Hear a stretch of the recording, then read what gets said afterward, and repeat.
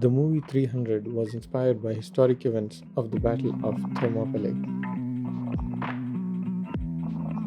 It was fought between the Achaemenid Persian Empire under Xerxes and an alliance of Greek city-states led by Sparta under Leonidas. The battle, just as depicted in the movies, lasted over the course of 3 days, and while the 300 number of Spartans is true, there were thousands of others too from different Greek city-states. It was estimated to be around 7,000 men, out of which the 300 were Spartans. The army was a mix of different states of Greek from Thebes, Thespe, and Sparta, but it was led by the Spartan general Leonidas. The Battle of Thermopylae, fought in 480 BC, was a pivotal engagement in the Greco-Persian Wars. This historic battle took place at the narrow coastal pass of Thermopylae, which was strategically significant in the defense of ancient Greeks against the invading Persian Empire. The Greco-Persian Wars were a series of conflicts between the Greek city-states and the Persian Empire, which was then under the rule of King Xerxes. These wars began in 499 BC when the Greek city-states in Asia Minor revolted against the Persian rule. The conflict escalated with Persian attempts to expand their empire into mainland Greece. In 492, he conquered the lands approaching Greece and forced Macedon to become a vassal state. In 1491 BC, he sent emissaries to all Greek city-states, asking for gifts of tribute as tokens of submission. Majority of Greek city-states obliged, fearing that they too would be forced like the others. In Athens, the ambassadors were put on trial and then executed by throwing them into a pit. In Sparta, just like the movies, they were thrown into a well. But later, they sent 2 Spartan volunteers to the Persian Empire for execution to atone for the death of the Persian heralds. Meanwhile, Darius kept conquering other city-states and kept raising huge armies to subjugate Greece, but Darius died in 486 BC while preparing to march for Egypt to subjugate a revolt there. The Persian Empire, under the leadership of King Xerxes, had ambitious plans to conquer Greece. Xerxes assembled a massive army and fleet, intending to extend his dominion over the Greek city-states. In 480 BC, he launched a full-scale invasion of Greece. It was a diverse army composed of various ethnic and cultural groups united under the Persian banner. According to Herodotus, the Xerxes army was so large that upon arriving at the banks of Echidorus River, his soldiers drank the river dry.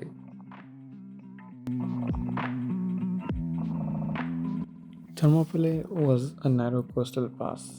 It was strategically vital to both the Greek and the Persians. It was the gateway to central Greece, and whoever controlled this pass had a significant advantage in the conflicts. For the Greeks, Thermopylae was an ideal location to defend against the Persian invasion. The pass was flanked by steep cliffs on one side and sea on the other, making it difficult for a large army to maneuver effectively. The Greek recognized the tactical advantage of Thermopylae and decided to make a stand there. The Greek city-states recognized the need to unite against the Persian threat.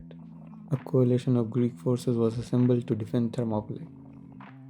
When the news of the Persian army reaching Greece had reached Sparta, they were celebrating the Carnia festival, during which military activity was forbidden by Spartan law. It was the same reason that the Spartan army had arrived too late to the Battle of Marathon, and it was the time of the Olympic Games, therefore the Olympic truce, so it would have been doubly sacrilegious for the whole Spartan army to march to war. But on this occasion, the council in Sparta, which was called the Ephros, decided the urgency was sufficiently great to justify an advance expedition to block the pass of the Persian army, and that it would be led by King Leonidas. He took with him 300 men of the royal bodyguard. His plan was to recruit as many Greek soldiers on the way as possible, and wait until the main Spartan army arrives. The oracle a year before had prophesied that the king would be marching into certain death, since his forces were not enough for a victory, so he selected only the Spartans with living sons. King Leonidas was a seasoned warrior and the commander of the Greek forces at Thermopylae. His leadership and valor have become legendary in the books of history.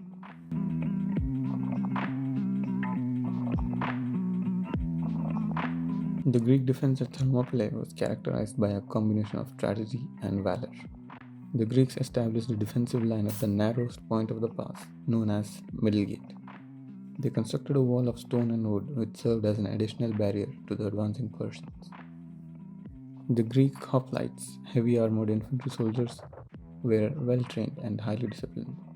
They utilized their equipment and formation to maximize their defensive capabilities. This included the iconic phalanx formation, in which soldiers formed a shield to protect themselves and their comrades.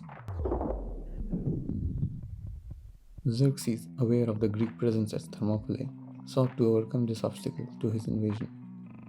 The Persians launched several assaults on the Greek position, but the narrowness of the pass and the disciplined defense of the Greeks thwarted these initial efforts. The Greeks held their ground against the overwhelming Persian numbers, and the Persian army struggled to make effective use of its numerical advantage in these confined spaces of the pass. The terrain, which limited the Persian cavalry and prevented their full deployment of forces, favored the Greek defenders. The turning point in the battle came with the betrayal of Aphiletes, a local resident who revealed a mountain pass to the Persians. This path, known as Anopia, led behind the Greek lines and allowed the Persians to outflank the defenders. Aphiletes' motivation for betrayal has been the subject of historical debate.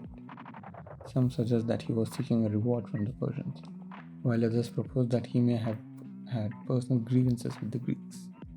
Regardless of his motives, his actions opened a critical vulnerability in the Greek defenses. Realizing the gravity of the situation and that their position was untenable, King Leonidas and his men made a fateful decision. They chose to stay behind and hold off the Persians, giving the rest of the Greek force the opportunity to retreat and prepare for future battles. The 300 Spartans, along with the Thespians who chose to remain, stood as the rear guard. The bravery and determination of the Spartan warriors were on full display in the final battle.